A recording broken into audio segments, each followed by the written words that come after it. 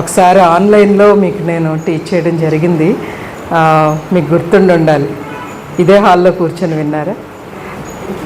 నేను పాస్టర్ మోజస్ గారు, నా హస్బెండ్, మేమిద్దరం కలిసి ఈ రీతిగా ఈ ప్రాంతానికి రావడానికి ఇదొక ఆధిక్యత మాకు, ఇదొక ఆనర్, ఎంతో గౌరవం మాకు. ఎందుకంటే నేను పుట్టి పెరిగిన ప్రాంతం ఇదే, పక్క గ్రామం అది దివిలి. ఇక్కడ ఏదో హైదరాబాద్ నుంచి వచ్చానని రాశారు, కానీ ఇక్కడ అమ్మాయినే, ఇక్కడే పుట్టి పెరగడం జరిగింది. నాన్నగారు విజయరత్నం పాస్టర్ గారికి బాగా పరిచయం ఉన్న వ్యక్తి. నాన్నగారు అమ్మ కూడా దివిలి గ్రామంలోనే టీచర్స్గా పనిచేసేవారు. ప్రభునందు నిద్రించారు. తర్వాత ఈ ప్రాంతాలకి రావడానికి నాకు ఏదైనా అవకాశం ఉందంటే, అన్నయ్య చెప్పారు కదా ఇందాక, అన్నయ్య పిలిస్తే అలాగే వస్తానన్నమాట. ఈ ప్రాంతానికి రావడం చాలా దేవుడిచ్చిన గొప్ప భాగ్యంగా భావిస్తూ ఉన్నాను. క్షమించండి, నిజంగానే 2 days ఉండాలి, కానీ వేరే అర్జెంట్ ప్రోగ్రాం రేపు ఈవినింగ్ కూడా ఉండేసరికి అక్కడ అలాగ కొంత ఇబ్బందికరమైన పరిస్థితి వచ్చి వెళ్ళాల్సి వస్తుంది. ప్రభు చిత్తమైతే మరి కంటిన్యూ చేయడానికి దేవుడు మనకి సహాయం చేస్తారు. కొన్ని విషయాలు మనము చదువుకుందాము. మీ అందరూ కూడా యూత్ ఫర్ జీసస్లోను అలాగే మన యొక్క సంఘాలలో కూడా చక్కగా మరి దేవుని యొక్క వాక్యాన్ని వింటూ ఉన్నారు. పాస్టర్ గారు నాకు దారిలో చెప్తా ఉన్నారు, తిమోతి ఇనిషియేటివ్ ప్రోగ్రాం కూడా చేస్తున్నారని. నేను కూడా వింటూ ఉన్నాను. తిమోతి ఇనిషియేటివ్ ఈ మధ్య సేవ భారత్ అనే ప్రాంతంలో అక్కడున్న రిట్రీట్ సెంటర్లో అక్కడ దాన్ని ఆర్గనైజ్ చేస్తున్న వారు కూడా కలిశారు. తర్వాత మోజస్ పాస్టర్ గారు స్నేహితులు ఒకరు అక్కడ ఈ తిమోతి ఇనిషియేటివ్లో చేస్తూ ఉన్నారనమాట. మంచి పరిచర్య, మంచి కోర్స్ అని విన్నాను. చేయండి. ఏదైనా మనము కోర్స్ చేస్తూ ఉన్నప్పుడు మనము ఈ దేవుని యొక్క వాక్యం గురించిన విషయాలు, ఇట్స్ లైక్ ఎ ఓషన్ కదా, మహాసముద్రం లాంటిది. ఎంత 4 సంవత్సరాలు చదువుకున్నా, 4 సంవత్సరాలు చదువుకున్న తర్వాత మా ప్రొఫెసర్స్ లాస్ట్ క్లాస్లో ఇక కోర్స్ అయిపోయింది అనగా మాకు అప్రిషియేట్ చేస్తూ ఉన్నారు. 4 years చక్కగా చదువుకున్నారు, అన్నీ వదిలిపెట్టి వచ్చి, అయితే ఇది కేవలం ఉపోద్ఘాతం మాత్రమే మీరు నేర్చుకున్నారు అని చెప్పి పంపేశారనమాట బయటికి. 4 సంవత్సరాల కోర్సు కూడా ఉపోద్ఘాతమే. అది కరెక్ట్ కూడా, అది చాలా వాస్తవం అనిపించింది. ఎందుకంటే ఆ తర్వాత చదివిన విషయాలు, ఆ తర్వాత నేర్చుకుంటున్న విషయాలు ఎన్నో ఉన్నాయి దేవుని యొక్క వాక్యంలో. బైబిల్ కాలేజీలో ఫస్ట్ ఒకటి విషయం ఏమి నేర్పిస్తారంటే, నాకు తెలీదు అనే విషయం ఒకటి నేర్పిస్తారు. ఏమి నేర్పిస్తారండి? నాకు తెలీదు, నేను నేర్చుకోవాలి అన్న విషయం ఒకటి నేర్పిస్తారు. కొంచెం తెలుసు అని వెళ్ళాను నేను అక్కడికి. ఎందుకంటే అప్పటికే EU అనే మినిస్ట్రీలో కొంత స్టాఫ్గా పనిచేస్తున్నాను. నేను అనుకున్నాను బాగానే తెలుసులే నాకు అని అనుకుని అక్కడికి వెళితే ఫస్ట్ అర్థమయ్యేటట్లు చేసే విషయం ఏంటంటే తెలీదు అనే విషయం నేర్పిస్తారనమాట. నిజంగానే ఎన్ని విషయాలు దేవుని యొక్క వాక్యలో మనం నేర్చుకోవాల్సి ఉంది కదా అని మనకు అర్థమవుతూ ఉంటుంది. యెషయా గ్రంథంలో బాగా తెలిసిన వాక్య భాగాన్ని చదువుకుందాము. యెషయా గ్రంథము 34వ అధ్యాయము. యెషయా గ్రంథము 34వ అధ్యాయము 16వ వచనము మొదటి లైను. అంతే. ఏం చేయాలి? యెహోవా గ్రంథమును పరిశీలించి చదువుకొనుడి అని యెషయా భక్తుడు చెప్తా ఉన్నాడు. దేన్ని చేయాలట? జీవిత కాలంలో ఎక్కువ భాగం మనం చేయగలిగే పని ఏంటంటే, ఆయా కోర్సెస్ మనం చేస్తూ ఉన్నాము. ఇప్పుడు టెక్నికల్గా ఎన్నో ఇంజనీరింగ్ కాలేజెస్, ఎన్నో మెడికల్ కాలేజెస్ వచ్చేసాయి. ఇంతకుముందు రాష్ట్రంలో అంటే ఆంధ్రప్రదేశ్ కలిసి ఉన్నప్పుడు కూడా 5-6 యూనివర్సిటీలు ఉండేవి. ఇప్పుడు జిల్లాకు ఒక యూనివర్సిటీ వచ్చేసింది. లేకపోతే 2-3 యూనివర్సిటీస్ కూడా ఉంటున్నాయి. అయితే యెహోవా గ్రంథమును పరిశీలించి తెలుసుకోవాలి. ఓకే, మామూలుగా చదువుకొనుడి అని రాస్తే బాగుండేది, కానీ ఏమని రాయబడింది ఇక్కడ అన్న విషయాన్ని మనం చూస్తే, యెహోవా గ్రంథమును పరిశీలించండి, పరిశీలించి చదువుకోవాలి అన్న విషయం చూస్తున్నాం. అలాగే ఇదే ఆ గ్రంథంలో యెషయా భక్తుడే 55వ అధ్యాయంలో మరొక మాట రాస్తూ ఉన్నాడు. 55వ అధ్యాయం, ఇది కూడా బాగా తెలిసిన వాక్య భాగము. చదువుకుందాము. 10వ వచనం. అక్కడికి ఎలాగో మరలక భూమిని తడిపి విత్తువానికి విత్తమును భుజించిన వానికి ఆహారమును కలుగుటకే అది చిగిరించి వర్తిల్లినట్లు చేయను. అలాగే నా నోటి నుండి వచ్చి వచనమును ఉండును. రైట్ అమ్మా, చాలు. వర్షము హిమము ఆకాశం నుండి వచ్చినప్పుడు ఈ మట్టి మీద ఆ హిమము లేదా వర్షము ఆ నీటి బిందువులు పడినప్పుడు నిస్సహాయంగా లేదా ఒక ధూళిలాగా, ఒక డస్ట్ కదా, ఇలాగా కనిపించే ఆ ధూళిలో నుండి జీవం పుట్టుకురావడం. ఎక్కడి నుంచి వచ్చింది జీవము అని అంటే, ఈ వర్షము హిమము పడినప్పుడట మనకి తెలియకుండానే ఆ లోపల జీవం అనేది రావడము ఎలాగ జరుగుతుందో, ఆ మొక్కల్లో నుంచి భుజించువానికి ఆహారమును విత్తువానికి విత్తనమును నా నోట నుండి వచ్చి వచనము అలాగుంటుంది. ప్రభు అంటాడు ఇంకో మాట ఏంటంటే, అది నిష్ఫలముగా నా యొద్దకు మరలక. అంటే ఒక్కసారండి ప్రభు యొక్క వాక్యము బయటికి వెళితే మనం విత్తనాలు అక్కడక్కడ చూస్తే సిమెంట్ గోడల్లోంచి కూడా కొన్నిసార్లు మొక్కలు వస్తుంటాయి. సిమెంట్ చాలా గట్టిది కదా, కాంక్రీట్ చేస్తే చాలా గట్టిగా ఉంటుంది. దాన్ని ఎలా బ్రేక్ చేసి ఈ మొక్క బయటకు వస్తుందంటే that is the potential of any seed అనమాట. విత్తనం యొక్క పొటెన్షియల్ అది, అంటే సామర్థ్యత, ఎబిలిటీ అనమాట. సో ఆ విధంగా మనకి దేవుడిచ్చిన ఒక గొప్ప బహుమానము ఒకటి ప్రభు అయిన యేసుక్రీస్తు వారైతే, రెండవ బహుమానము దేవుడు మనకిచ్చిన ఈ బైబిల్ అండి. వాక్యము మనము చదువుకోవడము, అది కూడా పరిశీలనగా చదువుకోవడం. ఈ టాపిక్కి పెట్టిన పేరు ఏంటంటే అర్థవంతమైన బైబిల్ స్టడీ. మీకు నేను ఆన్లైన్లో టీచ్ చేసినప్పుడు మీకు గుర్తుండి ఉండాలి, 3 స్టెప్స్ ఉంటాయని చెప్పాను. చెప్తారా ఎవరైనా? అప్పుడు విన్నవాళ్ళు, అక్క అప్పుడు ఎప్పుడో చెప్పావు, ఇప్పుడు అడిగితే ఎలాగా, పేపర్ అవుట్ అయిపోయి తర్వాత సిలబస్ ఏమైంది, అప్డేట్ కాలేదా? మీకు గుర్తుంటుంది అనుకుంటున్నాను. చెప్తారా? 3 ప్రాథమికమైన స్టెప్స్ ఉంటాయి. పరిశీలన, అర్థం చేసుకోవడం, జీవితానికి అన్వయించుకోవడం. పరిశీలన అనేది బోర్డు మీద రాస్తాను నేను. 3 ప్రాముఖ్యమైన విషయాలు ఇక్కడ మనం చూస్తాం.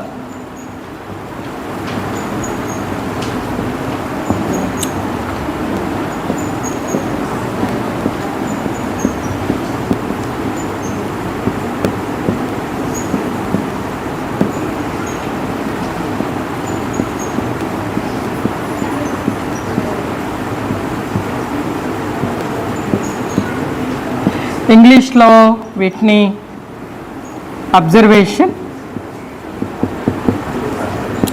తర్వాత ఇంటర్ప్రిటేషన్ కదా. మీకేమన్నా నేను ఇంతకుముందు చెప్పినట్టు గుర్తొస్తుందా? And then application.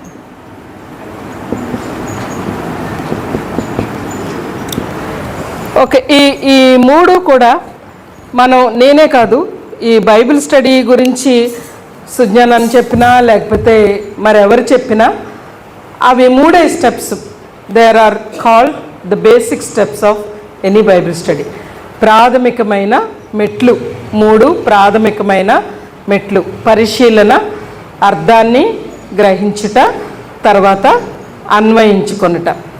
దేనిని పరిశీలించాలి? మొదట మనం చదువుకున్న వాక్య భాగం ఏంటి? యెహోవా గ్రంథమును పరిశీలించి చదువుకొనిడి. మూలవాక్యం అండి, గుర్తుపెట్టుకోండి. ఇక్కడ పరిశీలన అని రాశాను కదా. ఈ పరిశీలనను ఎవరిని పరిశీలిస్తాం? దేనిని అబ్జర్వ్ చేస్తాం? పరిశీలన అంటే యెహోవా గ్రంథాన్ని పరిశీలనగా చదవాలి. మార్టిన్ లూథర్ అనే భక్తుడు ఏమంటాడంటే, నేను యాపిల్ ట్రీ దగ్గరికి వెళ్ళి యాపిల్స్ కొరకు చూసినప్పుడు యాపిల్స్ అట ఆల్రెడీ పండి కింద పడిన యాపిల్స్ని గబగబా ఒక బొట్టులోకి ఎత్తుకున్నాడట ఆయన. ఆల్రెడీ కింద పడ్డాయి పండ్లు, ఏ చెట్టు దగ్గరైనా అంతే కదా. రెండవది, దోరగా ఉన్న పండ్లన్నీ ఇట్లా చెట్టు కుదిపితే, కొమ్మలు ఊపితే ఏమవుతాయండి? రాలిపోతాయి. రాలిపోయినవన్నీ కూడా ఏరుకొని మళ్ళా బొట్లో వేసుకున్నాడట. తర్వాత కొంచెం దోరగా ఉన్నాయి, ఎక్కడెక్కడున్నాయా అని చూస్తే చెట్టు ఎక్కి ఆ దోరగా ఉన్న పండ్లన్నీ మరలా బొట్లో వేసుకున్నాడు. కొన్ని పండ్లు ఆకులు వెనక ఉండిపోయినాయి, కొన్ని పండ్లు అలా కనపడకుండా ఉన్నాయి, అన్నీ కూడా మరలా తెచ్చుకున్నాడు. కింద ఏరుకున్న పండ్లు చాలులే అని అనుకునేవాళ్ళు కొంతమందివి. మనం బైబిల్ ఈవేళ క్యాలెండర్లో చదివితే ఆఫీసు టైం అయిపోయింది, స్కూల్ టైం, కాలేజీకి టైం అయిపోయింది కదా, క్యాలెండర్లో కూడా రాయడం. ఇప్పుడైతే వాట్సాప్లో పొద్దున్న ఆశీర్వాదాలు వస్తుంటాయి, ఆశీర్వాదం, వాగ్దానాలు. కమెంట్మెంట్స్ ఎవరు పంపరండి, మీరు గమనించండి. వాట్సాప్లో ఆజ్ఞలు ఏమీ రావు, వాగ్దానాలు భలే వస్తుంటాయి, వాగ్దానాలు చాలా వస్తాయి కదా. చదువుకొని చాలే, అది పరిశీలన కాదు. పండిపోయినవి ఏరుకోవాలి, దోరగా ఉన్నాయి ఏరుకోవాలి, చెట్టును కుదిపి ఏరుకోవాలి, చెట్టు ఎక్కి ఆకులు వెనక అక్కడక్కడ ఇంకేం మిగిలిపోయినాయో, ఏం అర్థం కాలేదో, ఏ సత్యం నాకు మిగిలిపోయిందో అవన్నీ కూడా మనం ఏం చేయాలన్నమాట, బైబిల్ వాక్యాన్ని చదివేటప్పుడు పరిశీలనగా చదువుకొని వాటన్నిటినీ నోట్ చేసుకోవాలి. దీన్ని ఏమంటామంటే అబ్జర్వేషన్లో మనము దేవుని యొక్క వాక్య భాగం ఏదైతే మనం తీసుకున్నామో ఆ వాక్య భాగాన్ని మనం పరిశీలించి దానిని అందులో ఉన్న ఫ్యాక్ట్స్ని, వాస్తవాలను, అందులో ఉన్న సత్యాలను మనం ఏం చేయాలి, నోట్ చేసుకోవాలి. దీనికి చాలా ప్రొసీజర్ ఉందండి. అది మీకు నేను ఆన్లైన్లో గతంలో చెప్తా వచ్చానంటే అక్కడున్న వర్డ్స్ని మనం నోట్ చేసుకోవాలి, అక్కడున్న వాతావరణం ఏంటి అన్నది మనం కొంత చూడాలి. ఈ సాయంకాలము నేను అంటే అబ్జర్వేషన్ విషయాలు కొన్ని మనకి తెలుసు అన్న ఉద్దేశంతో నేను కొంచెం ముందుకు వెళ్తా ఉన్నాను.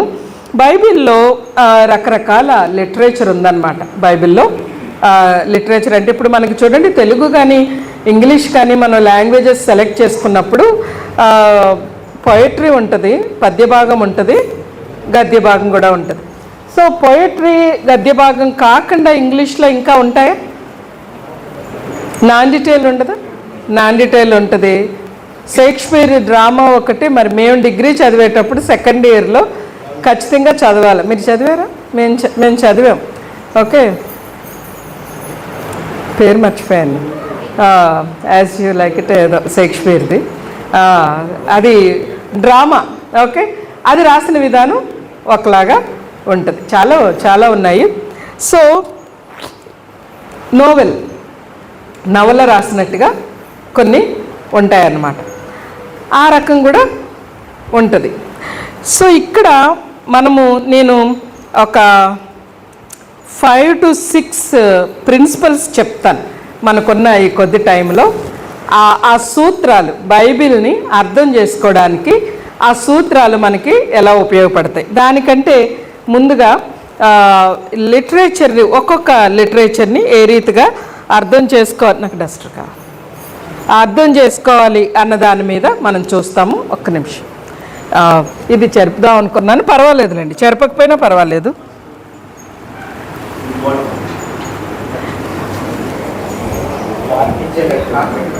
టిష్యూ ఇవ్వండి, సరిపోద్ది. ఇదిగోండి, అది తీసేయండి, నాకు ఇచ్చేయండి, లేకపోతే నేను చెప్పాను.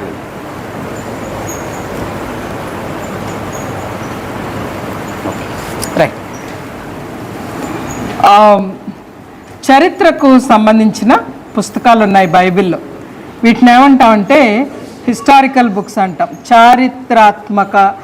చారిత్రాత్మకమైన పుస్తకాలు, చరిత్రకు సంబంధించిందని రాస్తానులేండి.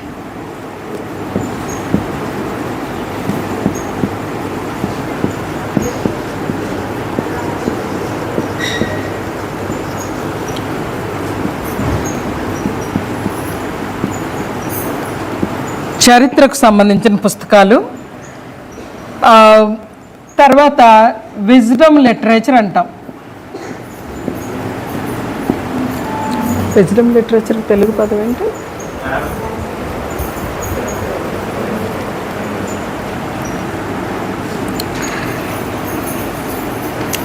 ప్రాఫెసీ, తర్వాత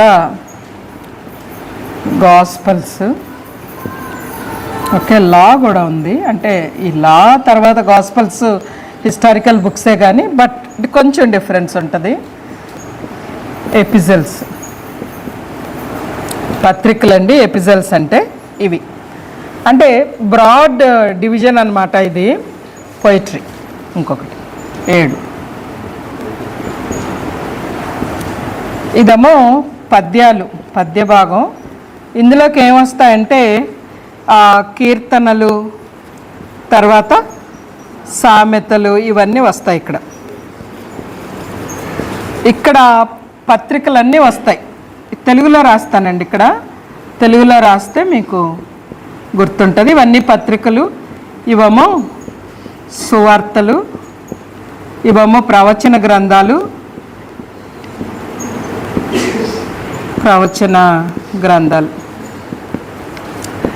ఇదేమో విజ్డమ్ లిటరేచర్ కండి. నాకు యాక్చువల్ కరెక్ట్ తెలుగు వాడు తెలీదు.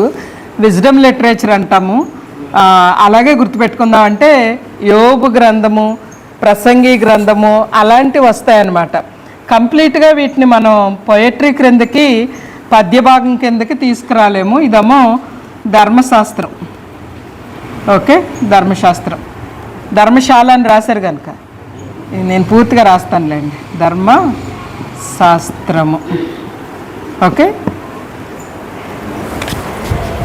ఇప్పుడు మనము ఈ భాగాలుగా ఎందుకు మనం చూడాలి అంటే బైబిల్లో ఇన్ని రకాల లిటరేచర్ ఉంది.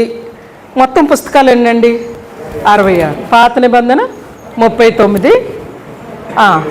66లో 39 మైనస్ చేస్తే 27 నూతన నిబంధన. 40 మంది గ్రంథకర్తలు రాశారు. 40 తరాలకు చెందిన వారు రాశారు. వివిధ సమయాలలో వీరు రాశారు. మోషే బ్రతుకున్న సమయం వేరు, యోహాను బ్రతుకున్న సమయం వేరు. మోషే బ్రతుకున్న సమయంలో రాయబడినవి ఈ మొదటి ధర్మశాస్త్రము, అంటే ఆదికాండం నుంచి ద్వితీయోపదేశకాండం వరకు. నేను అన్ని బోర్డు మీద రాయలేనురా. మీరు యంగ్ పీపుల్ అయినా సరే మీరు ఏం చేస్తారంటే, నేను కొన్ని చెప్తా ఉంటాను కదా, ధర్మశాస్త్రం అంటే ఆదికాండం నుంచి ద్వితీయోపదేశకాండం వరకు అట్లా మీరు నోట్ చేసేసుకోవచ్చు. అవి మోషే రాశాడు. మోషే పెరిగింది ఫరో గృహంలో. మోషే చక్కగా ఒక నేరేటివ్ లాగా, అంటే ఒక చరిత్ర, ఒక కథారూపంలో, ఒక పద్ధతి ప్రకారంగా, ఒక క్రమంలో చెప్పడం తనకి ఆల్రెడీ తెలుసు. దేవుడు తనకిచ్చిన తలాంతు అదనమాట. సో ఆ తలాంతు ప్రకారంగానే ఆయన బైబిల్ని రాయడం జరిగింది. అలాగే ఇక్కడ ఈ చివరి రాశాను చూడండి, పొయట్రీ అని. ఈ పొయట్రీ దగ్గర మనం చూస్తే ఈ పొయట్రీ కీర్తనలు ఎక్కువ భాగం ఎవరు రాశారు? దావీదు రాశాడు. ఇంకెవరు రాశారు? కోరహ కుమార్. భలే అనిపిస్తుంది కదా. కోరహము ఏదో శాపంతో చనిపోయాడు. కోరహ కుమారులు కీర్తనలు రాసేంత దీవించబడ్డారు కదా. చాలా ఆశ్చర్యంగా. ఇంకెవరు రాశారు? ఆసాఫ్ రాశాడు. ఎంత బాగా ట్రైన్ చేస్తున్నాడో మిమ్మల్ని అన్న. టకటకా చెప్పేస్తున్నారు answers. Wonderful. Okay, so Asaph రాసిన కీర్తనలు ఉన్నాయి. ఇట్లా సొలొమోను, లెమూయేలు ఇట్లా కూడా అంటూ ఉంటారు. ఎనీవే, ఈ కీర్తనలు వ్యక్తీకరించిన విధానం వేరుగా ఉంది. అంటే మనం అర్థవంతమైన బైబిల్ స్టడీ కదా మనం చూస్తున్నది. సో ఎలాగా కీర్తనలను మనం అర్థం చేసుకోవాలి? ప్రవక్తలు ఉన్నారు. ప్రవక్తలు రాజుల కాలంలో వీరు ఉన్నారు. రాజుల కాలంలో ప్రవచించారు. ఏ రాజు కాలంలో ఏ ప్రవక్త ఉన్నాడు, ఏ సందర్భంలో వాళ్ళు ఈ ప్రవచనాన్ని చెప్పారు అన్నది మనము అర్థం చేసుకోవాలి. సువార్తలు ఎన్నున్నాయి? 4. ఈ 4 సువార్తలు 4 రాశారు. ఈ 4 కూడా 4 గ్రహీతలను దృష్టిలో పెట్టుకొని రాశారు. నేను గోరింట్లో ఉన్న మన వైఎఫ్జే వారికి ఒక లెటర్ రాస్తుంటే వేరుగా రాస్తాను. ఇదే మద్రాసులో ఉన్న వారికి, చెన్నైలో ఉన్న వారికి రాయాలి అంటే వారికి వేరుగా రాస్తాను. ఎందుకు? ప్రాంతాలు వేరు కాబట్టి. ఓకే, చిన్నప్పుడు మేము ఇన్లాండ్ కవర్స్ అని రాసుకునే వాళ్ళు ఎవరికన్నా గుర్తుందో లేదు? తెలుసా అండి? బ్లూ కలర్లో ఉండే. ఇప్పుడు ఏమి రాస్తున్నామండి? రాయడం మానేసాం, టైప్ చేస్తూ ఉన్నాం, ఫార్వర్డ్ చేస్తాం లేకపోతే కదా. ఎనీవే అంత మారిపోయినాయి పరిస్థితులు కదా.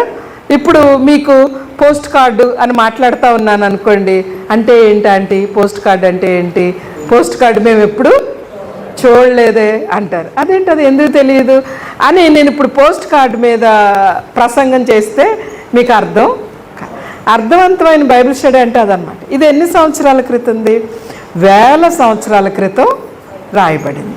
ఓకే, సో ఆ ప్రాంతంలో ఆ గ్రంథకర్త ఎందుకు, ఏ సందర్భంలో ఎలా రాశాడు, అప్పుడున్న సంస్కృతి ఏంటి, ఇవి కానీ కొన్ని మన మనసులో పెట్టుకోకపోతే దాని యొక్క అర్థం మారిపోతుంది అన్నమాట. సో అది మనం గుర్తుపెట్టుకోవాలి. సో విజ్డమ్ లిటరేచర్ అంటే బాగా తత్వశాస్త్రానికి సంబంధించిన పుస్తకం లాంటి పుస్తకం ఏంటంటే యోబు గ్రంథం అన్నమాట. ఆ యోబు గ్రంథం దగ్గరికి వచ్చేసరికి కానీ జ్ఞానవంతుడైన సొలొమోను రాసిన ప్రసంగి గ్రంథం కానీ ఈ పుస్తకాలు అర్థం చేసుకునే విధానం ఇంకా వేరుగా ఉంటుంది. అలాగే పత్రికలు చదివేస్తే వెంటనే అర్థమైపోయేటట్లు పైకి కనపడతాయి, కానీ పత్రికలు కూడా ఎవరు రాశారు, ఏ సంఘానికి రాశారు, ఆ సంఘం కొరింథీలో ఉందా, ఎఫెసులో ఉందా, ఎక్కడుంది, ఈ విషయాలు కూడా అర్థం చేసుకోవాలి.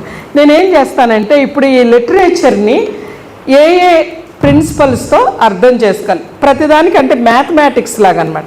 ఒక ప్రిన్సిపల్, ఒక సూత్రం ఉంటుంది. ఇప్పుడు హిస్టారికల్ బుక్స్ ఉన్నాయనుకోండి, మీ బైబిల్లో అయితే ఆదికాండం నుంచి ఎస్తేరు గ్రంథం వరకు ఉన్న పుస్తకాలన్నీ కూడా చారిత్రాత్మక పుస్తకాలు అంటాం. ఏ పుస్తకాలు నాన్న? ఆదికాండం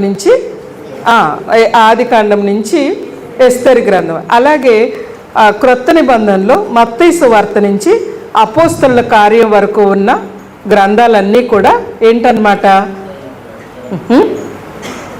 చారిత్రక పుస్తకాలు. దీన్ని అర్థం చేసుకోవడానికి ఇది కూడా వాడచ్చు అన్నా నేను. దీనికి కూడా కనెక్షన్ ఇస్తారా? ఉందా? నేను ఎట్లా ప్రెస్ ఇక్కడ బోర్డు దగ్గరికి పనిచేస్తాను. అయితే ఇక్కడ ఇప్పుడు ఈ చారిత్రక పుస్తకాలు కానీ ధర్మశాస్త్రం కానీ, అంటే చారిత్రక పుస్తకాల క్రిందే ధర్మశాస్త్రం వస్తుంది. దీనిని మనం అర్థం చేసుకునే ప్రిన్సిపల్ ఏంటంటే అక్షరార్థంగా అర్థం చేసుకోవాలి. ఇంటర్ప్రిట్ లిటరల్లీ అంటాం అన్నమాట. దీన్ని అక్షరార్థముగా గ్రహించాలి,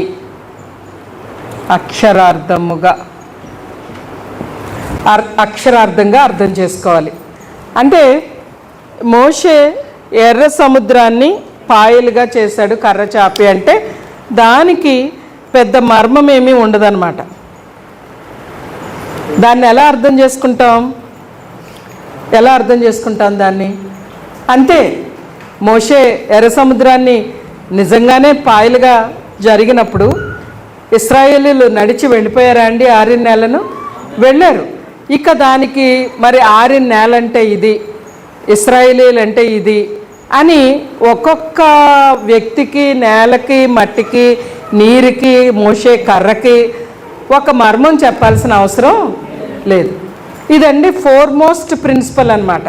బైబిల్ని అర్థం చేసుకునేటప్పుడు మొట్టమొదట మనం చేయాల్సిన ఒక పని ఏంటంటే అక్షరార్థంగా అక్కడ ఉన్నది ఉన్నట్లుగానే మనం అర్థం చేసుకోవాలి. ఇది మొదటి విషయం, అస్సలు మర్చిపోవద్దు. ఇది గ్రౌండ్ అంటే ఏమంటారంటే గ్రౌండ్ రూల్ అన్నమాట. Basic rule that you need to understand as it is.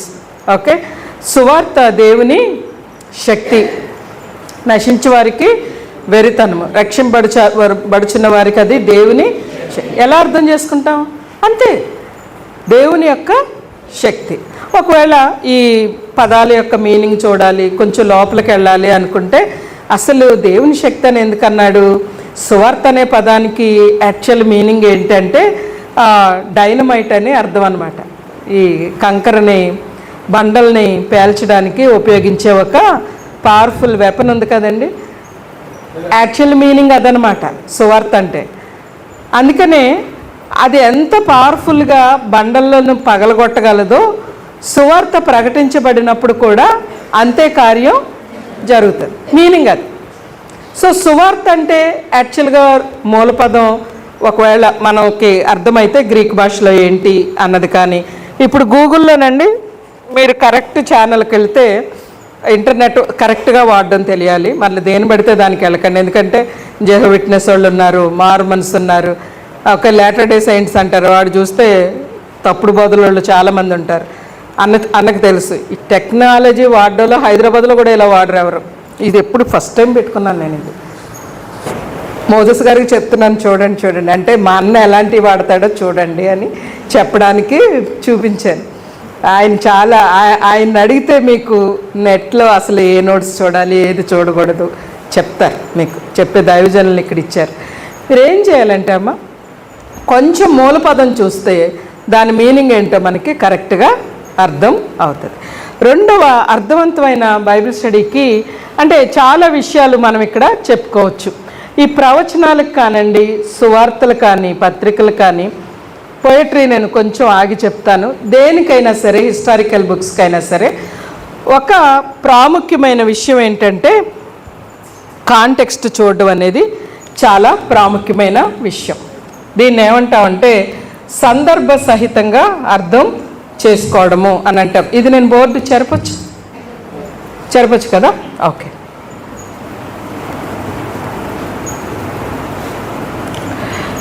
దీన్ని కాంటెక్స్ట్ అంటాం కదా.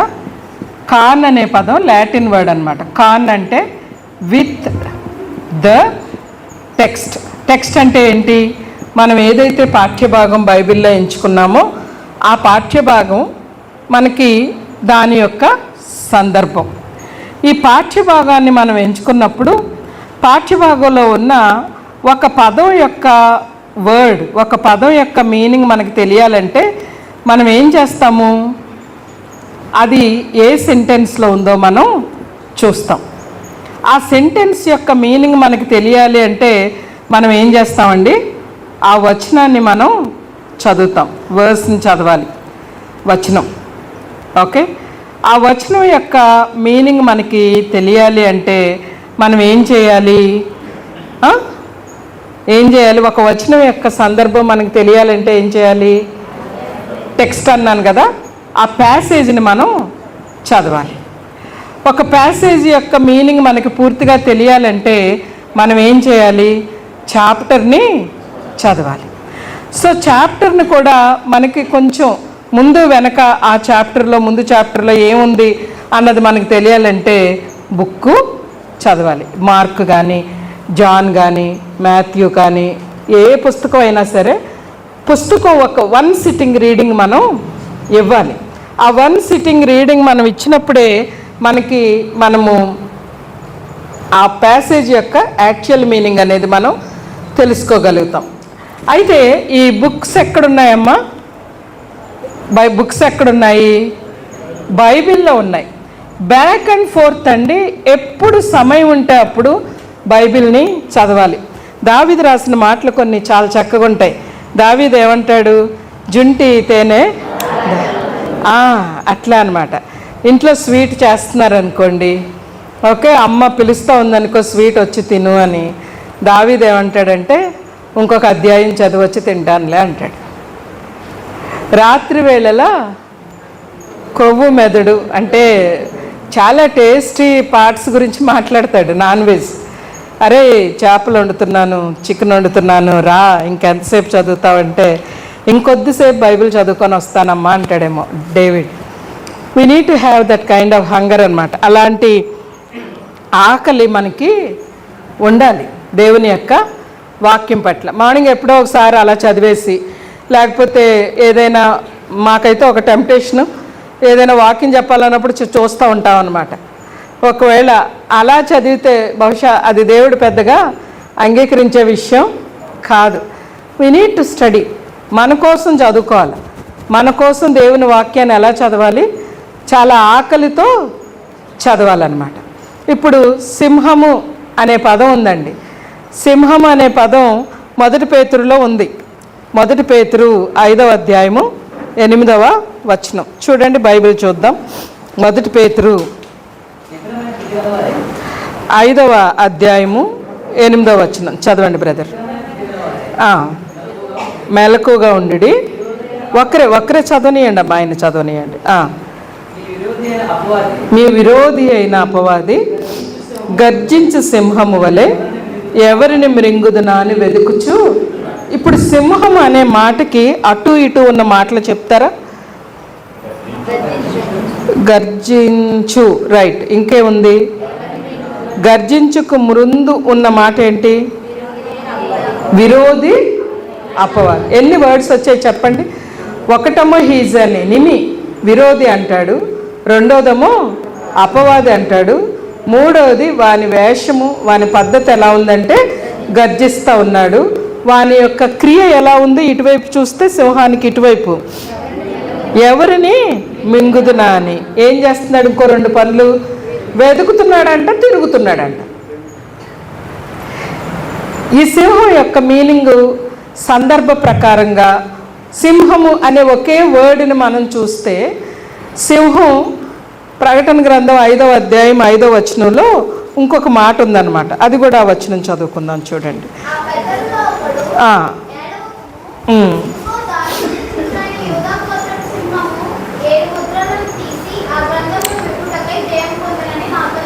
రైట్ అమ్మా. ఇక్కడ సింహానికి ముందున్న మాటలేంటి? సింహము ముందు ఏముంది ఇక్కడ? మీరు తీసారా బైబిల్ని? టర్న్ చేశారా? యోధా గోత్రపు, అంతకుముందు యోధా గోత్రపు ముందు దావీదు యొక్క చిగురు. ఈయన చేస్తున్న పని ఏంటి? ఇటువైపు పన్నులు రాయబడి ఉన్నాయి. 7 ముద్రలను తీసి ఆ గ్రంథమును విప్పుటకై జయము పొందెను. ఇప్పుడు మొదటి పేతురులో ఒక సింహం ఉండే, ఈ ప్రకటన గ్రంథంలో మరొక సింహము. మరి ఇప్పుడు మనం ఎలా అర్థం చేసుకుంటాం ఈ సింహాన్ని? సింహము అనగానే అపవాదేనా? విరోధి అయిన అపవాది. ఎక్కడుంది అది ఆ మాట? మొదటి పేతురులో.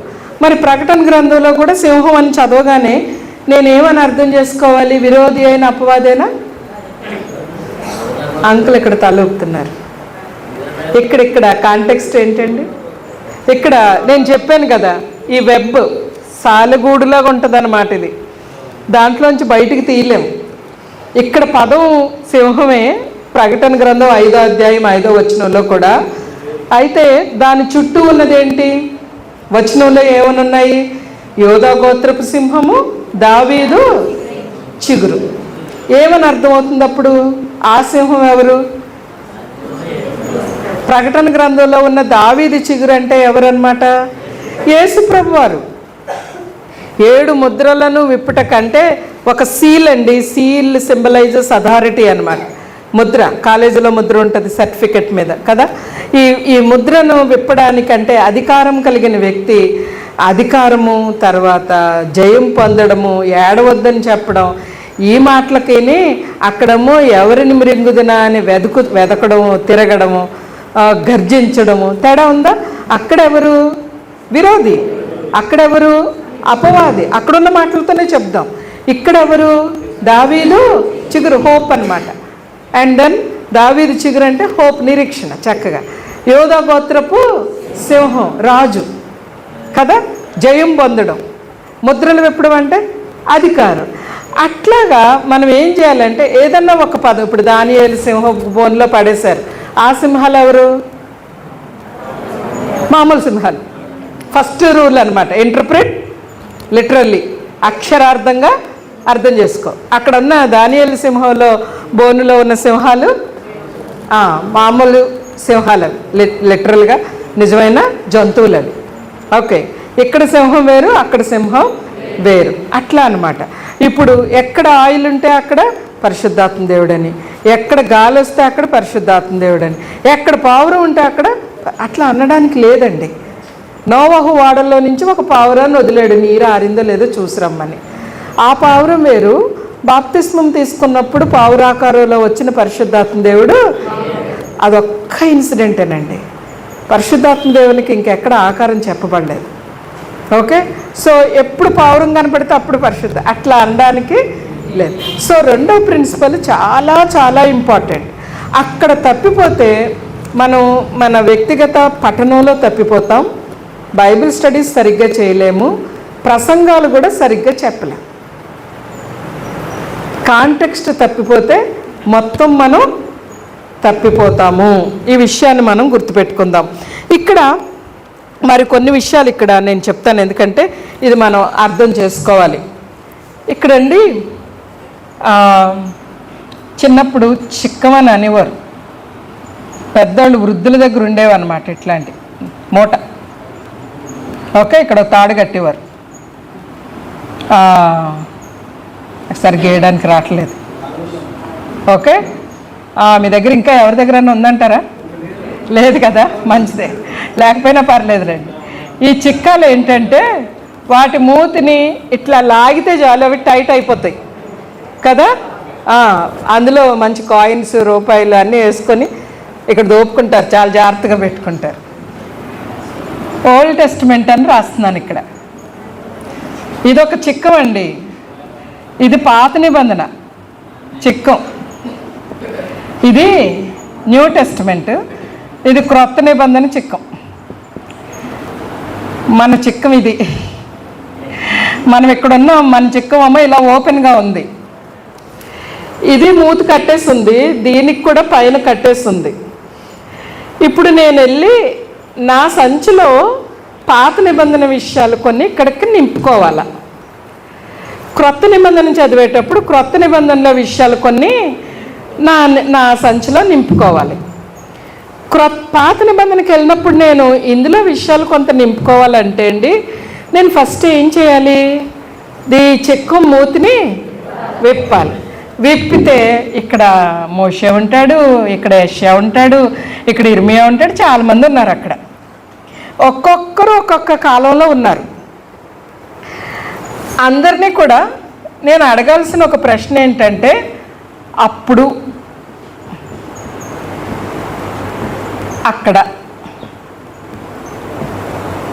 యెషయా గారు అప్పుడు అక్కడ ఏం జరిగింది అని అడగాలి. అప్పుడు అక్కడ ఏం జరిగింది? ఉజ్జియా మృతి పొందాడమ్మా అంటాడు. అది ఎక్కడ ఉంటుంది? 6వ అధ్యాయం పైన ఉంటుంది. యెషయా గ్రంథం 6వ అధ్యాయంలో 1వ అధ్యాయం 1వ వచనంలో ఏమనుంటుంది చూడండి.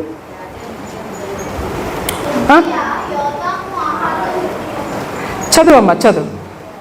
6 కాదమ్మా, 1వ అధ్యాయం 1వ వచనం. ఆమె కరెక్ట్ చదువుతుంది.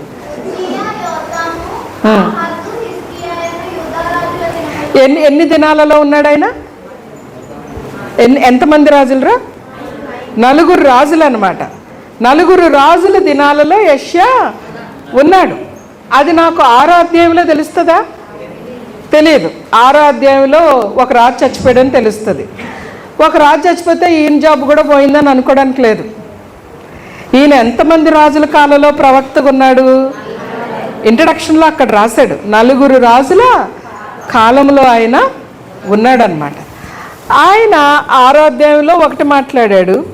7వ అధ్యాయంలో ఏమంటాడంటే 14వ వచనంలో కన్యక గర్భవతి అయి కుమారుని కని అతనికి ఇమ్మానుయేలను పేరు పెట్టును అంటాడు.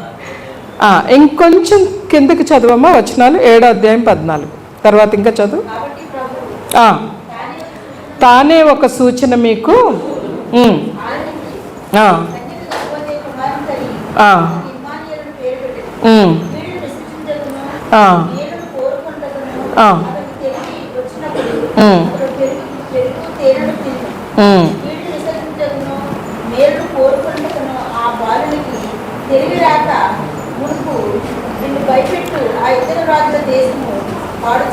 ఆ ఇద్దరు రాజుల దేశము పాడు చేయబడి. ఎవరు ఆ ఇద్దరు రాజులు? అప్పుడు అక్కడ ఒక 2 రాజులు ఇశ్రాయేలు రాజుని భయపెడతా ఉన్నారు.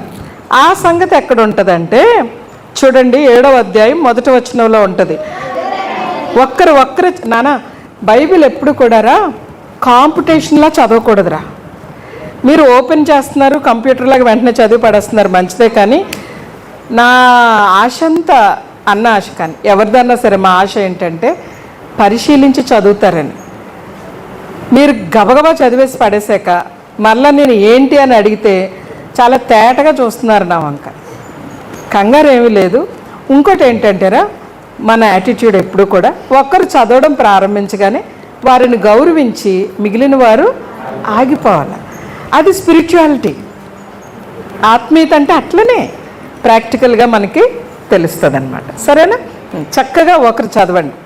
యూదా రాజైన ఉజ్జియా మనవడును యోతాము కుమారుడైన ఆహాజు దినములలో సిరియా రాజైన రెజీనును ఇశ్రాయేలు రాజును రెమల్యా కుమారుడైన పెకాహును యుద్ధం చేయవలనని యెరూషలేము మీదికి వచ్చిరి గాని. చాలమ్మా, అక్కడ ఇద్దరు రాజులు వస్తారు అని 7వ అధ్యాయం 15వ వచనంలో 16వ వచనంలో చెప్తున్న మాటలు యాక్చువల్గా వాళ్ళిద్దరు రాజుల పేర్లు మనకి ఈ ప్రవచనం ఒక్కటే చదివితే తెలియదు అనమాట. 14వ వచనం ఎక్కడున్నాయి ఆ ఇద్దరు రాజుల పేర్లు? మొదటి వచనంలో ఉన్నాయి, 7వ అధ్యాయం మొదటి వచనం. సారీ, ఈ ఇద్దరు రాజులు కూడా చాలా భయపెడుతున్నారు ఇశ్రాయేల్ రాజుని. ఓకే, అప్పుడు ప్రభు అంటాడు తానే ఒక సూచన మీకు. ఈ మాట మనం ఎప్పుడు వింటాం? ఇంకో 2 నెలలు పోతే ఇదే మాట వింటూ ఉంటాం. ఆయన తానే ఒక సూచన చూపును అని ఎవరికి? ఇది ఎవరికి సాధారణంగా అప్లై చేస్తాం? యేసుప్రభు. కరెక్టే, తప్పేం లేదు, అది కరెక్ట్. అది అయితే ఇమ్మీడియట్గా కూడా అది ఒక బిడ్డ పుట్టాక పెరుగు తినడం అంటే పాలు మాని ఆహారం తినే ఏజ్ వస్తుంది కదా, ఓ 3 సంవత్సరాలు 2 సంవత్సరాలు. ఆ గ్యాప్ లోపలనే ఎవరైతే ఇశ్రాయేల్ రాజుని భయపెడుతున్నారో ఇద్దరు రాజులు, ఆ ఇద్దరు రాజుల మీద ఇశ్రాయేల్ రాజుకి విజయం వస్తుంది అని దేవుడు చెప్పాడనమాట ప్రవక్త ద్వారా. సో ఇక్కడ నియర్ ఫుల్ఫిల్మెంట్ ఒకటి, ఫార్ ఫుల్ఫిల్మెంట్ ఒకటి.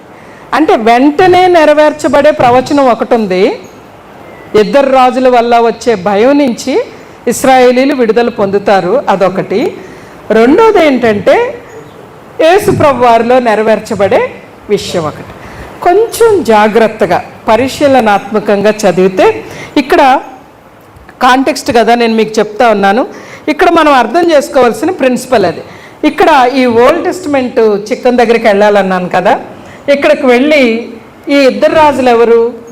7వ అధ్యాయం మొదటి వచనం చదవాలి, అప్పుడే మనకు అర్థమైంది. వినండి, నా వైపు వినండి, ఇప్పుడు చదవద్దు, వినండి. ఓకే, ఆ ఇద్దరు రాజుల గురించి చెప్పిన తర్వాత మత్తయి సువార్తకు వచ్చి మత్తయి సువార్తలో న్యూ టెస్టిమెంట్లో 1వ అధ్యాయం 21వ వచనం చదివితే అక్కడ దూత మాట్లాడుతూ యోసేపుతో ఆయన తానే ఒక సూచన మీకు చూపును, తన ప్రజలను వారి పాపముల నుంచి విడిపించుటకు ఆయన వస్తాడు. ఆయనకి ఇమ్మానుయేల్ అని పేరు. ఇప్పుడు ఈ పాత నిబంధనలో ఉన్న, వినండి అమ్మా, యెషయా గ్రంథంలో 7వ అధ్యాయం 14వ వచనంలో ఉన్న మాట క్రొత్త నిబంధనకు తొంగి చూస్తే మత్తయి సువార్తలో 21వ వచనం దగ్గర అది నెరవేర్చబడినట్టుగా మనం చూస్తాం. ఇప్పుడు నేనేమో ఎక్కడున్నాను, మనమేమో ఎక్కడున్నాం? 2023. ఇక్కడి నుంచి 2000 సంవత్సరాల క్రితం ఇక్కడికి వెళ్ళాం. ఇక్కడ ఈ మత్తయి సువార్త ఒకటి చదివితే 1:21లో ఉన్న విషయం చదివాం. మత్తయి ఏమంటాడంటే యెషయా ఇలాగ చెప్తున్నాడు అంటాడు. ఈ యెషయా మనకి 27 పుస్తకాల్లో లేడు నూతన నిబంధనలో. ఇక్కడి నుంచి మన ప్రయాణం ఎక్కడికి వెళ్ళాలి? ఇక్కడికి వెళ్ళాలి. ఇక్కడికి వెళ్ళి పాత నిబంధనలో ఆయన ఏమన్నాడు, అది అప్పుడు అక్కడ ఎలాగా జరిగింది. నూతన నిబంధనలో, నూతన నిబంధన కూడా మనం దూరంగా ఉన్నాం. నూతన నిబంధన కూడా అప్పుడు అక్కడే, దెన్ అండ్ దేర్. అప్పుడు గ్రంథకర్త అక్కడ జరిగిన విషయాన్ని ఎలాగా చెప్పాడు. ఇప్పుడు ఇక్కడ ఇది 2023 కదా, ఇప్పుడు ఇక్కడున్న నేను దీన్ని ఎలాగా నా జీవితానికి అన్వయించుకోవాలి. బైబిల్ చదవగానేనండి నేను ఇలా అనుకుంటున్నాను, నాకు ఇలా అనిపిస్తుంది, నేను ఇలా అర్థం చేసుకున్నాను అని చెప్పడానికి మనకి పెద్దగా రైట్స్ లేవు. ఎందుకు? బైబిల్ రాసింది మనం కాదు. మనం ఏమనుకుంటున్నామో అది చెప్పడం కరెక్ట్ కాదు. ఎవరు అనుకున్నది మనం మొదట అర్థం చేసుకోవాలి. పాత నిబంధన చిక్కం విప్పాలి. ఇర్మియా ఎందుకు రాశాడు? ఇర్మియా ఎందుకు హృదయం ఘోరమైన వ్యాధి కలదన్నాడు? ఇర్మియా ఎందుకు ఏమంటారు అది ఘోరమైన వ్యాధి కలది, దాన్ని కనుగొన్నవారు ఎవరు? ఎందుకబ్బా ఇర్మియా ఇలా మాట్లాడాడు? ఓకే, మనం చాలాసార్లు ఒక వాగ్దానం తీసుకుంటూ ఉంటాం, అది వస్తే బాగుండు అనుకుంటాం. 29:11 మీకు తెలుసా? ఇర్మియా గ్రంథం 29:11. నేను మిమ్మల్ని గూర్చిన ఉద్దేశించిన సంగతులు చర్చెస్లో పాస్టర్లు అయితే అది ఒక కార్డు ఇవ్వకండి, ప్రామిస్ కార్డు, అవి కనీసం 10 పెట్టండి, ఎందుకంటే సంఘస్థులందరూ అదే కోరుకుంటున్నారు. అది ఎప్పుడు నెరవేర్చబడిందో తెలుసా? ఇర్మియా ఇశ్రాయేలీలు అందరూ కలిసి బబులోన్లో బానిసత్వానికి వెళ్ళిపోతారు. బానిసత్వంలో ఉన్న ఇశ్రాయేలీలతో మీరు ఇక్కడే భూమి కొనుక్కోండి, ఇక్కడే ఇల్లు కట్టుకోండి అంటే, మేము అసలు బానిసలుగా బ్రతకడానికి వస్తే అక్కడ ఇల్లు కట్టుకోమంటారేంటి? మనకి ఇక్కడ పనులు లేవండి, ఏకో వైట్కో దుబాయ్కో పోయాం. వెళ్ళాక మనం ఎంతకాలం 70 ఏళ్ళు ఉండాలనుకుంటాం అక్కడ? ఏదో డబ్బులు సంపాదించుకొని ఒక 5-6 సంవత్సరాలు అయ్యాక, 10 ఏళ్ళు అయ్యాక మహా అయితే, లేదా 20 ఏళ్ళు వెనక్కి వచ్చేయాలనుకుంటాం. ఇశ్రాయేలీలు అలాగే ఉన్నారు. ఇర్మియా ఇశ్రాయేలీలతో అంటాడు, మీరు 2 ఏళ్ళకి 3 ఏళ్ళకి వెనక్కి వచ్చే పరిస్థితి, మీరు చేసిన పాపం అలా ఉంది కాబట్టి మీరు అక్కడ ఎన్ని ఏళ్ళు ఉండాలి? 70 ఏళ్ళు ఉండాలి. కాబట్టి ఇక్కడ మీరు ఇళ్ళు కట్టుకోండి, పొలాలు కొనుక్కోండి అని చెప్పాడు. ఆ కాంటెక్స్ట్ మనం పెద్దగా ఆలోచన చేయం, కానీ రాబో కాలం అంటే 2023, నెక్స్ట్ మళ్ళీ 2024 అని వేసుకుంటాం అన్నమాట. అనుకోవచ్చు, తప్పేమీ లేదు. కానీ సందర్భం ఏం చేయాలి? నేను ఎక్కడ చెప్తున్నాను? కాంటెక్స్ట్ ఏంటి? ఎందుకు ఇర్మియా మాట్లాడాడు? ఆ సందర్భంలో ఇశ్రాయేలీలు ఎంత స్టబర్న్గా ఉన్నారండి పాపం. ఇర్మియా ఒక చెక్క కాడి భుజం మీద పెట్టుకొని, మీరు ఇలాగ వెళ్తారు బానిసత్వంలో కంటే, ఆయన్ని దాన్ని మెడమించి తీసేసి దాన్ని విరిచేసి మాకేం జరగదన్నారు. ప్రభు అంటాడు, ఇనుము చేయించుకో, వెళ్ళి ఇనుము కాడి పెట్టుకొని ఇలా వెళ్తారని మళ్ళీ ఇశ్రాయేలీలకి చెప్పు అంటాడు. అంటే వాళ్ళు దేవుడు శిక్ష పంపిస్తున్నాడు అంటే అది లెక్క చేసే స్థితిలో లేరు. ఎందుకంటే అండి, ఇప్పట్లాగా అప్పుడు కూడా అబద్ధ ప్రవక్తలు ఉన్నారు. వాళ్ళు ఏమంటారంటే, మీకు అస్సలు శిక్ష రాదు, ఒకవేళ శిక్ష పడినా 2 ఏళ్ళే, మళ్ళీ వెనక్కి వచ్చేస్తారు, ఇలా చెప్పారు అంట. ఇర్మియామో అలా చెప్పట్లా. ఓకే, సో నేను అనేది ఏంటంటే, ఇక్కడ పాత నిబంధన ముడులు విప్పాలి. ఇక్కడున్న ధనం ఈ సంచిలోకి రావాలి. దీన్నే మనం ఏమంటామంటే సందర్భము అని అంటాం అన్నమాట. ఇంకొక లాస్ట్ది ఏంటంటే, ఒక వాక్యం యొక్క మీనింగ్ని బైబిల్లో మరొక వాక్యం తెలియజేస్తుంది. లేఖనము మరి యొక్క లేఖనం యొక్క భావాన్ని తెలియజేస్తుంది. Let the Bible interpret it self. ఇది 3వ ప్రిన్సిపల్ అండి. ఓకే, 3వది ఏంటంటే let the Bible interpret it self. అంటే బైబిల్ దాని యొక్క అర్థాన్ని బైబిల్ తెలియజేస్తే సరిపోతుంది. ఇది ఆనే ఉంది కదమ్మా? ఉందండి, ఆనుందండి, ఆనుంది. పర్లేదు, ఇది కూడా వాడతాను. ఇప్పుడు బైబిల్ యొక్క అర్థం నాకు ఎలా తెలుస్తుంది అనుకుంటే ఒకసారి చూద్దాం. లూకా సువార్త 14వ అధ్యాయము 26వ వచనం. మీరు మనస్సులలో నెమ్మదిగా చదువుకోండి, ఎవ్వరూ పైకి చదవద్దండి. మనస్సులలో చక్కగా అందరూ ఓపెన్ చేసి నెమ్మదిగా చదువుకోండి ఆ మాటలు అక్కడ ఏమున్నాయో. నేను ఒక ప్రశ్న అడుగుతాను, దానికి సమాధానం చెప్తే చాలు నాకు. లూకా సువార్త 14వ అధ్యాయము 26వ వచనం.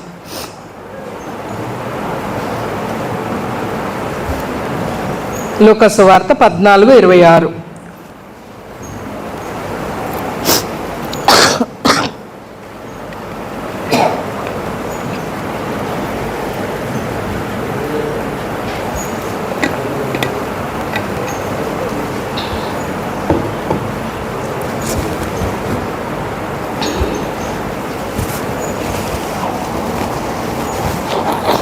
నేను అడిగే ప్రశ్న ఏంటంటే అండి, ద్వేషించడం అంటే ఏంటి? సింగిల్ లైన్లో ఆన్సర్ చెప్పండి. మీనింగ్ మనకు తెలియాలి కదా. మనం ఆ వాక్య భాగం చదువుకున్నాం, ఆ వాక్య భాగం యొక్క మీనింగ్ మనకి తెలియాలి. ద్వేషించడం అంటే ఏంటి? చూడగానే ముఖం తిప్పేసుకోవడం, ప్రైజ్ ద లార్డ్ చెప్తే మనకెందుకులే అనుకోవడం, అంతేనా? అక్కడ ఉంది కదా ద్వేషించడం అన్న మాట, మీ బైబిల్లో ఉందా? నా బైబిల్లో ఉంది. ఎవడైనాను నా యొద్దకు వచ్చి తన తల్లిని తండ్రిని భార్యను పిల్లలను అన్నదమ్ములను అక్కచెల్లెలను ప్రాణమును సహా ద్వేషం అంటే అర్థం ఏంటి? ఏమండి? విడిచిపెట్టడం. ఓకే, ఏమండి? ఏమ్మా ఏమన్నారు? సాక్రిఫైస్ చేయడం, ఇష్టం లేకుండా చేసుకో. అంటే ఇప్పుడు మనం హార్మోన్స్ పొందాక అమ్మనే నాన్న ఇష్టపడద్దా?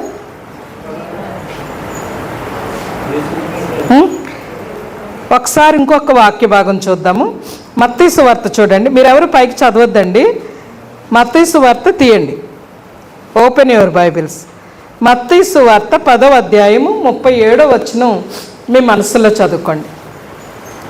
మత్తయి సువార్త 10వ అధ్యాయము 37వ వచనం.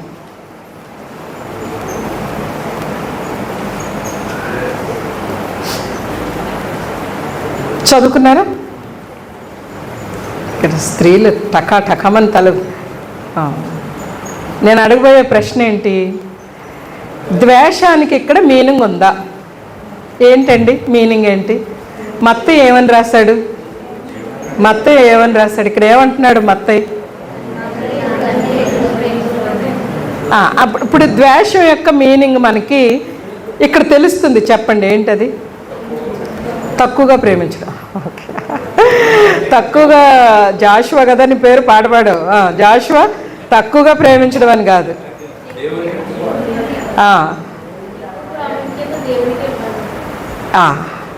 ఏ సమయంలో? అన్ని విషయాల్లో. ఇప్పుడు నాన్నకు బాగాలేదు, రోగశయ్య మీద ఉన్నాడు, బెడ్ రిడన్ అయ్యి ఉన్నారు, తల్లిదండ్రులు సన్మానించమని బైబిల్లో ఉంది. అప్పుడు ఏం చేయాలి? బెడ్ మీద ఉన్నంతకాలం చూడాలా వద్దా? ప్రేమించాలా? ఆ ప్రేమించడం కాలేజీకి లేకపోతే అందరూ పిక్నిక్కి వెళ్తుంటే మానుకొని నాన్న దగ్గర కాసుకొని ఉండడం, అమ్మని చూసుకోవడం, అది ఆయన వెంబడించడం. ఆయన వెంబడించడం అంటే అందరూ పిక్నిక్ వెళ్ళిపోతున్నారు, రిట్రీట్లు కాదు నేను అనేది. దేవుని సన్నిధికి వచ్చేటప్పుడు కొంచెం ఏదైనా వండి పెట్టి రావచ్చు వాక్యం వినడానికి. అంటే సరి అయిన విధానంలో అర్థం చేసుకోకపోతే ఏం చేస్తున్నామంటే అన్నీ నెగ్లెక్ట్ చేసేస్తున్నాం. ఇల్లు, పిల్లలు, భార్య, భర్త, లేకపోతే తల్లి తండ్రి, అట్లా కాదనమాట. తక్కువ ప్రేమించడం కాదు. ఏ సమయంలో దేవుని వాక్యంలో ఏ విషయంలో ఏమి రాయబడి ఉంది, దేవుడు హర్షించే విషయం ఏది, దేవునికి ఎక్కడ మనం ప్రాముఖ్యత ఇవ్వాలి, ఈ పని చేసినప్పుడు దేవుడు దాన్ని బట్టి సంతోషిస్తున్నారా లేదా? ఓకే, ప్రభుని వెంబడించేవాడు అంటే ద్వేషింపకుంటే, అంటే కొన్ని సందర్భాలలో ఇప్పుడు అన్నకి ఫేవర్ వచ్చింది అనుకోండి, మోసానికి, ఆయన కూడా నేను వాక్యం చెప్పడానికి ఎక్కడన్నా వెళ్ళాల్సి ఉంటే ఆయనకి అన్నీ చూసి అప్పుడు నేను వాక్యం చెప్పడానికి వెళ్ళాలి మరి వెళ్ళి మరలా వచ్చి నా బాధ్యతలు నేను చూసుకోవాలి. ఓకే, ద్వేషించడము అన్నది ఇక్కడ ఏమంటాడు మత్తయి? ఎక్కువ అంటే కొంతమందికి ఇల్లే లోకం, చాలా గొప్పగా కూడా చెప్పుకుంటారు కదా, మా పిల్లలకి స్కూలు ఇల్లు తప్ప ఇంకేం తెలియదు అంటే గుడికి పంపరు అనమాట. ఏం తెలియదు, గుడిలో ఏం జరుగుతుందో తెలియదు. అది సరి అయిన విధానం కాదు. సో మనము సరి అయిన విధానంలో అర్థం చేసుకోవాలి. లేఖనము మరి యొక్క లేఖన భాగాన్ని మనకి ఇంకొంత స్పష్టత ఇచ్చేలాగా చేస్తుంది. ఓకే, తర్వాత మనం చూస్తే ఇంకొకటి చెప్తాను. అక్షరార్థంగా అర్థం చేసుకోవాలనుకున్నాం. రెండవది సందర్భ సహితంగా అర్థం చేసుకోవాలి. ఏ మాటను కూడా బైబిల్లో వచనాల్లో నుంచి బయటకు తీసి చదవకూడదు. ఏ వచనాలను కూడా ఆ ప్యాసేజ్లోంచి చాప్టర్లోంచి బయటకు తీసి చదవకూడదు. అప్పుడు అర్థవంతంగా బైబిల్ స్టడీ రాదండి, అది గుర్తుపెట్టుకుందాం. మూడోది ఏంటంటే, ఇక్కడ గాస్పల్స్ రాశాను కదా నేను, ప్రాఫెసీ కూడా మీకు చెప్పేశాను. ప్రాఫెసీకే ఇది చెప్పాను యాక్చువల్గా. ఇక్కడ ప్రాఫెసీ అంటే ప్రవచన గ్రంథాన్ని అర్థం చేసుకోవడానికే ఇది చెప్పాను. ప్రవచన గ్రంథం రాజుల గ్రంథాలు, ఏ రాజులు టైంలో ఏ ప్రవక్తలు ఉన్నారు, దాన్ని ఎలాగా అర్థం చేసుకోవాలి. అదొక కొన్ని స్టడీ బైబిల్స్లో కొన్ని చార్ట్స్ ఇస్తారు. ఓకే, అంటే యోధా రాజుల టైంలో ఉన్న ప్రవక్తలు, ఇస్రాయేల్ రాజుల టైంలో ఉన్న ప్రవక్తలు, అప్పుడు రాజుల గురించి మనం అర్థం చేసుకుంటే ప్రవక్తలు ఎందుకు ప్రవచించారు ఈ మాట అన్నది అప్పుడు అక్కడ అన్న ప్రిన్సిపల్తో మనం దాన్ని అర్థం చేసుకోవాలి. ప్రాఫెసీ కూడా మీకు చెప్పాను. గాస్పల్స్ కూడా మనం ఇప్పుడు చూసాం. గాస్పల్స్లో మనం ఎప్పుడు గుర్తుపెట్టుకోవాల్సిన ఒక విషయం ఏంటంటే 4 సువార్తల్లో మత్తయి, మార్కు, లూకాలో దాదాపుగా సిమిలర్ ప్యాసేజెస్ ఉంటాయండి. సో మత్తయిలో ఏమి రాశాడు, మార్కులో ఏమి రాశాడు, లూకాలో ఏమి రాశాడు అన్నది మనం చూడాలి. కొన్ని ప్యాసేజెస్సే 4 సువార్తల్లో కామన్గా ఉన్నాయి. 5 రొట్టెలు 2 చేపలు, యేసుప్రభు వారు నీళ్ళ మీద నడవడం, ఇవి అందరూ రాశారనమాట. పుట్టుకుందనుకోండి, మత్తయి రాశాడు, లూకా రాశాడు యేసుప్రభు వారి పుట్టుక. మార్కు రాయలేదు, యోహాన్ రాయలేదు. యోహాను మనం చదవాలంటే చాలా ప్రత్యేకమైన సువార్త. యోహాన్లో 90% మత్తయి, మార్కు, లూకాలో మనకి కనిపిస్తుంది అనమాట. అంటే ఈ కానా వివాహం దగ్గర నుంచి, కానా వివాహం కానీ, నికోదేము కానీ, సమరయ స్త్రీ కానీ, బెతెస్దా కోనేటి దగ్గర వ్యక్తి కానీ ఎవ్వరు మిగిలిన సువార్తల్లో ఉండరు. కానీ మొదటి 3 సువార్తల్లో ఏ ప్యాసేజ్ చదివినా లూకా ఏం రాశాడు, మార్క్ ఏం రాశాడు అని మనం చూస్తే మనకి మిగిలిన విషయాలు కూడా అక్కడ అర్థమవుతాయి. కాంటెక్స్ట్ ప్రకారంగా సువార్తల్ని మనం అలాగే చదవాలి. యోహాను సువార్త కొంచెం ప్రత్యేకమైనది, కొంచెం డీప్గా కూడా ఉంటుంది. థాట్స్ అంటే కొంత చాలా లోతుగా రాసిన, వేదాంతపరంగా రాసిన, వేదాంతం అనే పదం వాడడం కానీ, but it has more theological value అనమాట. More theological value. వీళ్ళందరూ భూమి మీద ఉన్న యేసుప్రభు వారి జీవితాన్ని గురించి రాస్తే యోహాను ఆది యందు అని ఇటర్నిటీ దగ్గర నుంచి మొదలుపెట్టి రాశాడు. సో ఆ విషయాన్ని మనం చూడాలి. ఇక్కడ పత్రికల దగ్గరకు వచ్చేసరికండి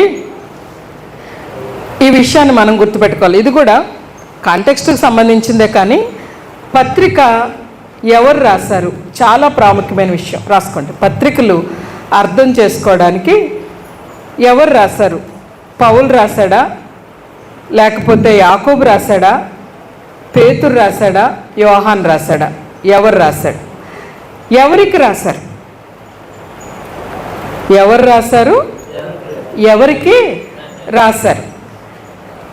అదొక్కటే కాకుండా ఇప్పుడు పౌలు రాసిన పత్రికలన్నీ రోమా పత్రిక నుంచి 2వ తెస్సలోనికై పత్రిక వరకు కూడా ఆయన సంఘాలకు రాసిన పత్రికలు.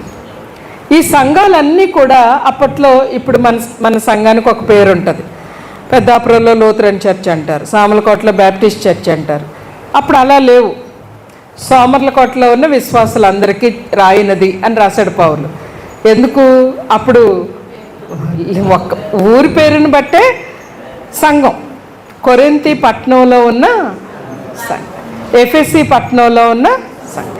అప్పుడు మీరు కాంటెక్స్ట్ లేదా ప్రిన్సిపల్ ఏంటంటే ఇక్కడ పత్రికలకి కొరింథీ పట్టణం యొక్క చారిత్రాత్మకమైన విషయాలు, కొరింథీ పట్టణంలో ఉన్న దేవతల గుళ్ళు కానీ, సముద్ర తీరాలు కానీ, అంటే భౌగోళికంగా కొరింథీ పట్టణం యొక్క సంస్కృతి ఎలాగా ఉన్నది. తెస్సలోనిక ఫర్ ఎగ్జాంపుల్ అండి, కొరింథీ పట్టణం అయితే చాలా భయంకరమైన పట్టణం అట.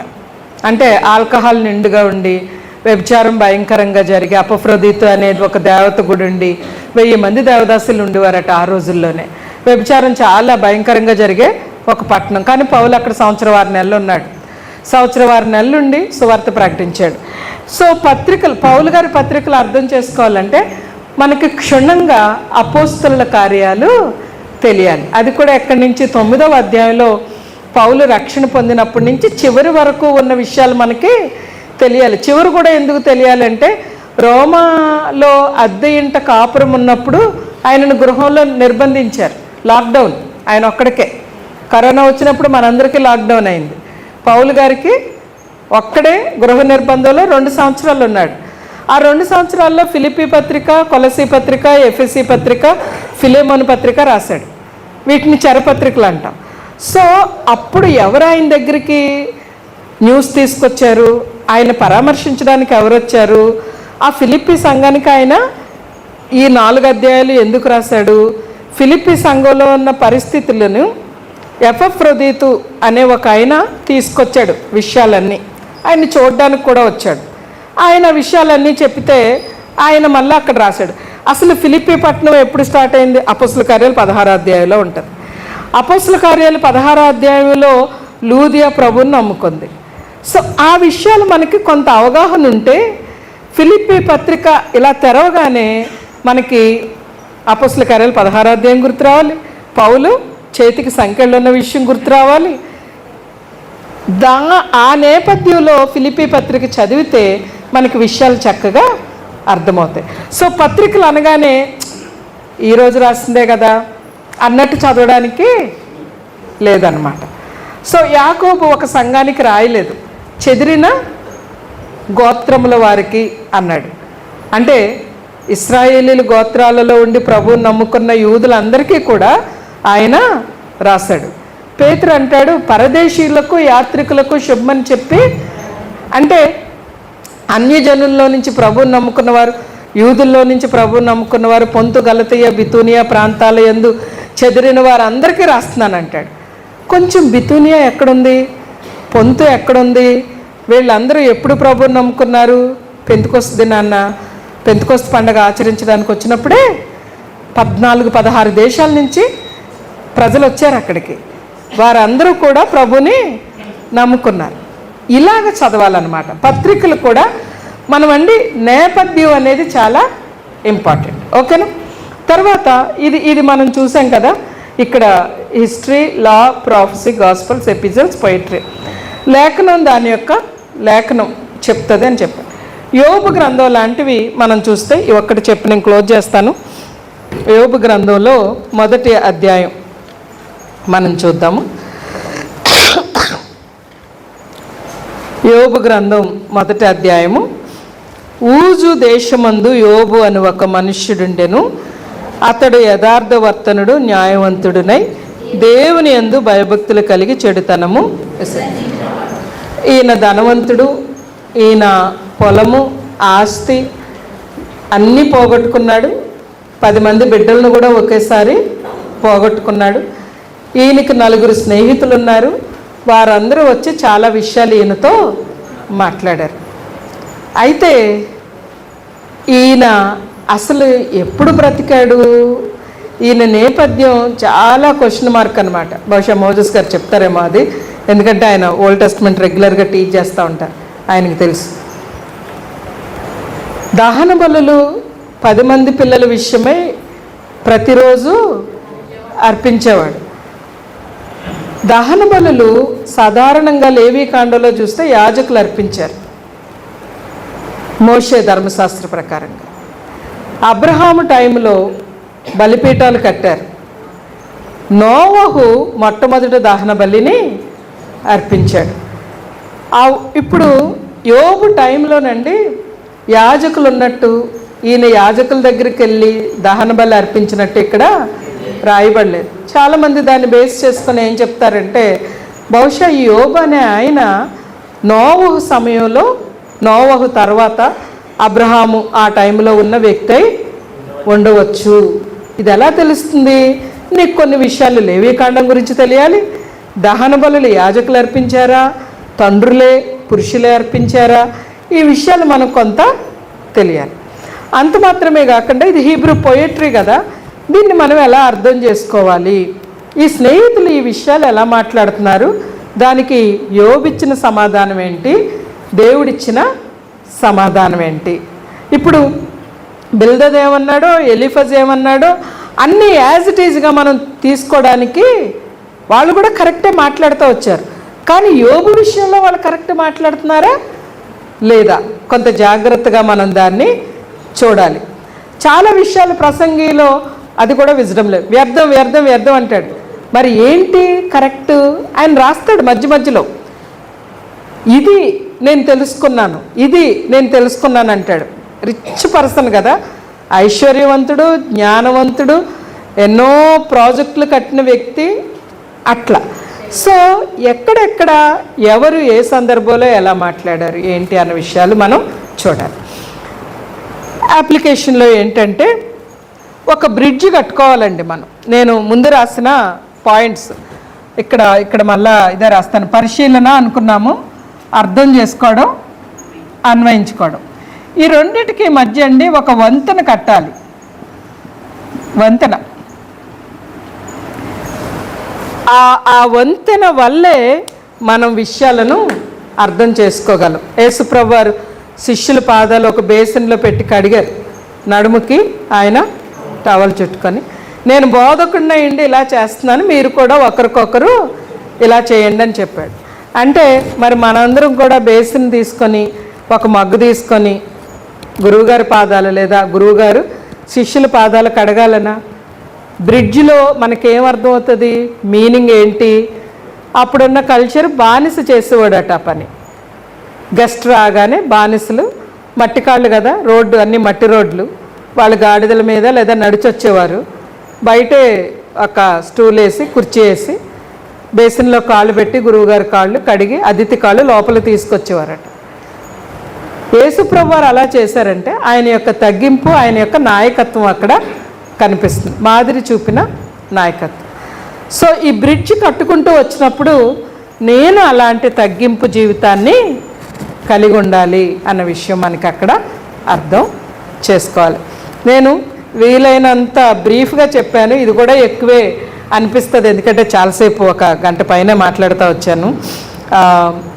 ఈ విషయాలు గుర్తుపెట్టుకోవడానికి ప్రయత్నం చేయండి. ఒకటండి, బైబిల్ చదవడానికి, బైబిల్ని అర్థం చేసుకోవడానికి షార్ట్ కట్స్ లేవు. ఓకే, ఇంత ఇన్స్టెంట్ యుగం కదా, అన్నీ టకటకమని వచ్చేసే యుగం. అలాంటిది ఏమీ కూడా లేదు. బైబిల్ని మనం ఏం చేయాలి?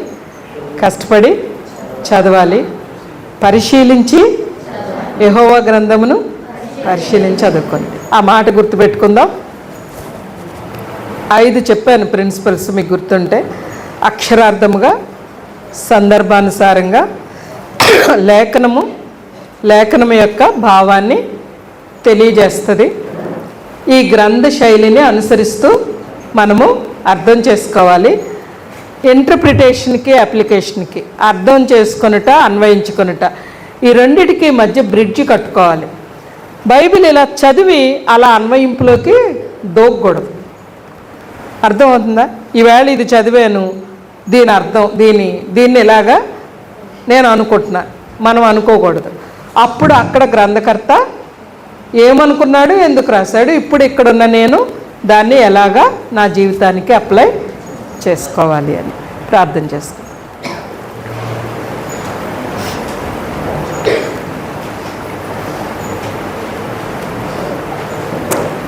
ప్రేమ కలిగిన ప్రియ పరలోకపు తండ్రి, మీకు వందనాలు.